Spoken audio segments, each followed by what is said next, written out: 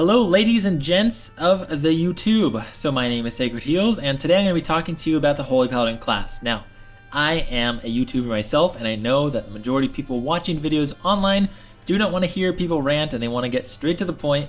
What macros do you use? What keybinds do you use? What enchants do you use? Reforge, gems, talents, glyphs, all that stuff. So first thing I want to say, keybindings to every single ability I keybind will be in the description below, and all this information will be in the description, my armory, everything is in the description. So first things first, keybinds. So keybinds, I have 1 through 7 keybound, shift 1 through shift 6 keybound, shift R, shift G, shift F, shift C, shift E, shift Z, and then shift spacebar. I also keybind J, R, F, Y, X, G, T, Z, and then control 4, control R, control G, control V, control F. Basically for keybinds, I recommend, for any class really, anything that your hand naturally falls on. Like for me, control F is actually natural for my hand, so that's what I keybind.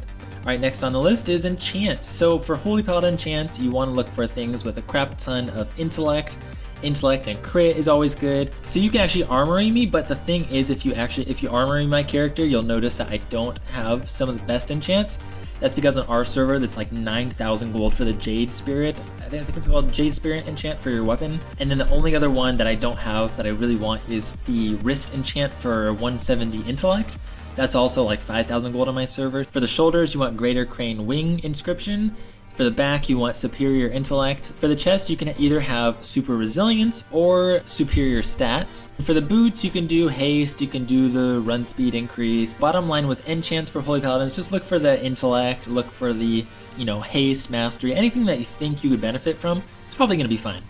Alright, so for gems, so the meta gem actually is very not controversial, but like very debatable. Like, I prefer having more crit and a lot of intellect, so that's why my meta gem is 216 intellect and 3% increased crit effect. But seriously guys, there's a ton of viable meta gems. Like you could have 216 intellect and plus 2% extra mana, that'll give you like 6,000 more mana in your pool. You could have like plus 432 critical strike and 1% spell reflect. I mean, don't get agility obviously, but pretty much anything with intellect and crit, like it's probably gonna be fine for Holy Paladins. Alright, now here's the big kicker. It's pretty much in agreement from all Holy Paladins that PvP power is just dominant. So basically for your gems, you're gonna want to gem all PvP power. However, you'll notice that some slots are red, which you can't gem a PvP power because if you do, you won't get the socket bonus. So for red gems, I recommend getting a gem called Perfect Mysterious Rogue Stone, or it's called something else for the other version, but basically it's the 80 intellect and 160 PvP power gem.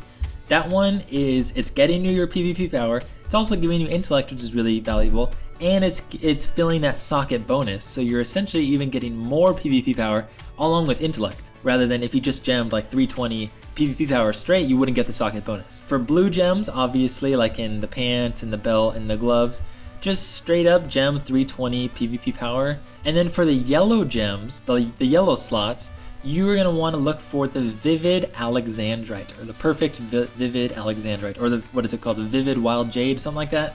Whatever the heck the name is called, it's the one that gives 160 PvP power and 160 PvP resilience. PvP resilience is a good stat in and of itself, however PvP power is way better.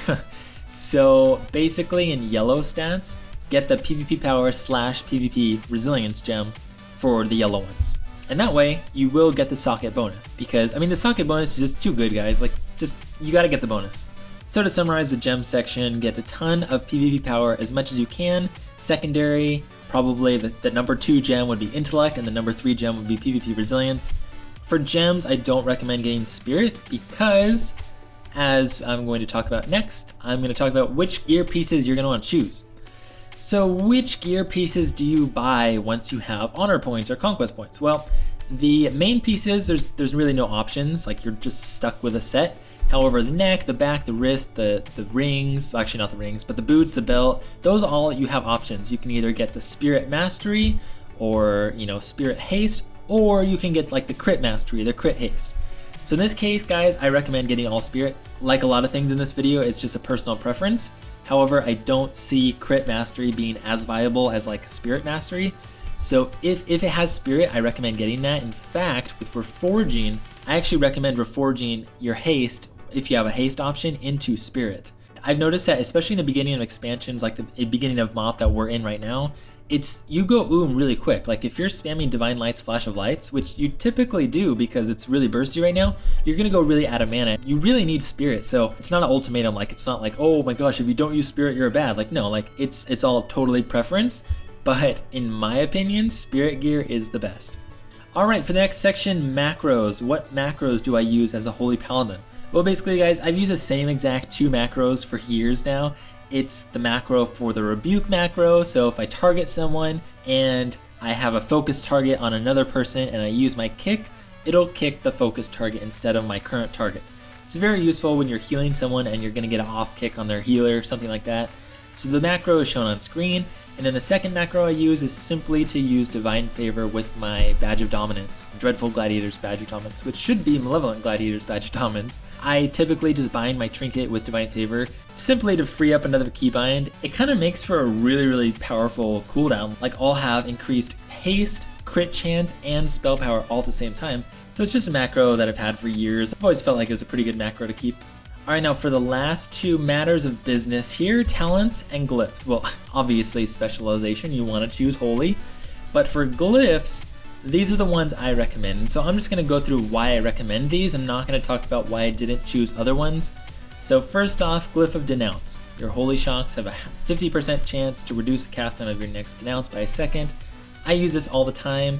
It's really good for getting that Denounce on the healer so he can't crit, so he can't heal himself, so your team can own him. Glyph of Turn Evil, I would say, is the most mandatory. Reduces the cast time of your Turn Evil by 100%, so instant cast, but the cooldown is increased by 8 seconds. So this is really, I mean, it's so important for, you know, fearing Fell Hunters so you don't get spell locked, or fearing the Death Knight when he pops Lichborn, or there's so many uses with Turn Evil. Third one, Glyph of Protector of the Innocent. This is the one that's probably most debatable. It's just, you know, when I wog someone else, 20% of that amount comes to me. If you're running low on mana, you might want to swap in a Glyph of Illumination or, you know, another one. But I don't know, personally, I've just found that those glyphs work for me. And then the only kind of mandatory one I would say for minor glyphs is Glyph of the Falling Avenger. So you slow fall during Avenging Wrath. And you might think, what the heck is that used for? But if you're in a raided battleground and you're at Lumbermill and you need to get to Blacksmith like ASAP and there's no mage to slowfall you, you can actually pop wings and slowfall down yourself. So that one is kind of mandatory for RBGs, but again, it's probably controversial. For the talents, last order of business, and probably the thing that most of you clicked the video for. So to kind of preface this, I gotta say a few things. So these are obviously 100% in debate. Like, you guys are probably going to be yelling at your screens right now saying, oh my gosh, you didn't choose this talent, or he's so bad, you know, whatever. But like, the thing is, these are all good talents. I seriously am going to make the claim that if you randomly select talents, you're probably going to do fine.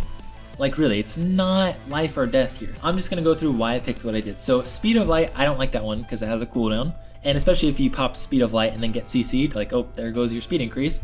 Long Arm of the Law, it requires you to constantly judgment people, which I've found in arenas, it's so bursty, like you don't have a second to spare on an extra global cooldown, you don't. I have found that Pursuit of Justice is just passive movement speed increase that is just always helpful. You can outrun a lot of people, like, you know, priests that are coming over to fear you, you can typically outrun them. Next row, I always swap between Repentance and Fist of Justice. I think I have like 40 Tome of the Clear Mind simply because I always like swap between the two. So if I'm on a team where a lot of my partners don't have like damage over time effects, like a lock and a DK, if I'm on a team with like a mage and, I don't know, a rogue, I'm probably going to go into Repentance because the dots won't break my Repentance. But typically for arenas, I go Fist of Justice simply because Repentance, I feel like I always get spell locked during it.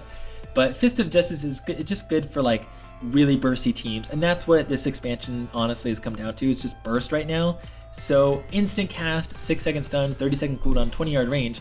It's just overall a really good talent. Burden of Guilt, like I could maybe see a use for that in rated BGs, but not now at least.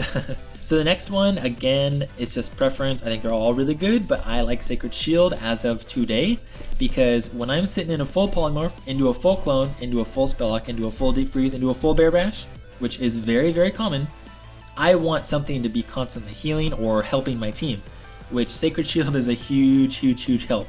Now the same could be said about Eternal Flame However, Sacred Shield's just always been my friend. I mean, even back in Lich King, I had so many good memories with Sacred Shield and Selfless Healer. To be quite honest with you, when I spec into Selfless Healer, I feel like I have to be Judgmenting. And like I said earlier, it's too bursty right now. Like, nobody has time for an extra global just to waste on a Judgment. So just putting that out there, I like Sacred Shield.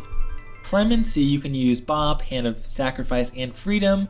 Essentially, for PvPers, you can use these twice before their cooldowns. Overpowered, really good, really amazing. You can Hand of Sacrifice twice in arenas. You can Freedom people twice, which is really huge because Novas are beyond ridiculous right now. Next one, I picked Divine Purpose, simply because I don't want to manage another cooldown, so I didn't pick Holy Avenger. Divine Purpose actually procs a lot. Like, I don't know if you've seen my videos, but actually Divine Purpose getting free 3 Word of Glories, it happens kind of pretty commonly. This talent has really saved a lot of arena games. And the final one I really like for 2 reasons. Holy Prism. 1, you can get people out of stealth with it. If you heal your teammate, it'll actually get rogues out of stealth if they're near him. And then 2, you can actually do so much damage with this ability. If it crits on an enemy player, you can do upwards of like 50,000 damage, along with like a Denounce and a Holy Shock. Like, you can actually help your team bursting like their kill targets a lot, as opposed to Execution Sentence, which is very like over time, it's really PvE kind of style. So add-ons, I use a whopping 2 add-ons, that's it. Everything else is default. I use Gladius, which is the thing you see on the right hand side of your screen, and I use Interrupt Bar, which is a thing in the middle of my screen, which lets me know about interrupts. So if I can see the cooldown on Spell Lock, Counterspell, Kick, Pummel, all that good stuff, very conveniently right by me, so I know when I can fake cast and when I can't. So a few miscellaneous things I just now remembered actually. So for targeting people, I know I've said this in another video, but for targeting people, I use my F keys, F1, F2, F3, F4, or I'll use the nameplates, which I toggle friendly nameplates, toggle enemy nameplates, that kind of thing. And then I also make use of my focus as well. So if I target someone and push down on my middle mouse button, it'll do the /focus, which is technically a macro I have. But like I said, guys, all this information is in the description, so if you missed any of it, check out the description. So guys, if you have any questions, please leave them in the comments. If you're wondering about something, chances are a ton of other people are also wondering about the same thing. Please leave them in the comments. Any questions you have, I do actually read every comment, so I will see it, I guarantee it. And hopefully this wasn't too long, I apologize. But anyways, thanks for watching, guys. I will see you next time.